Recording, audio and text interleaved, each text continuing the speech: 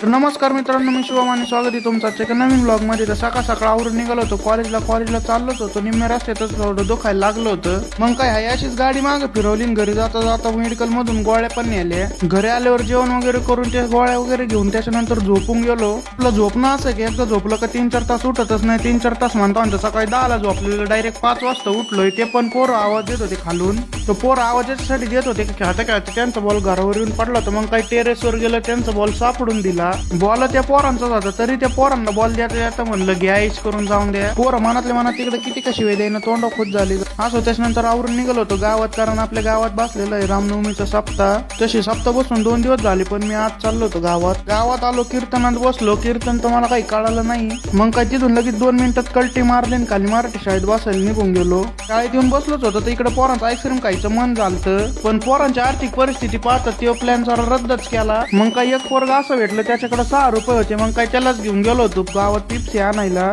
कारण कसं अशा परिस्थितीला घाबरायचं नाही, त्याच्यावर पण मात करायला जमलंच पाहिजे माणसाला. असं म्हणत मनाला आधार देत गावाच्या या टोकाच्या त्या टोकाला गेलो होतो फक्त 6 पेप्सी आणण्यासाठी. मग काय पेप्सी वगैरे घेऊन निघालो होतो परत मराठी शाळेकडे. तासात आजचा आपला दिवस. असे डेली ब्लॉग पाहण्यासाठी व्हिडिओला लाईक आणि पेजला फॉलो नक्की करा. तर भेटू उद्या एका नवीन ब्लॉग मध्ये.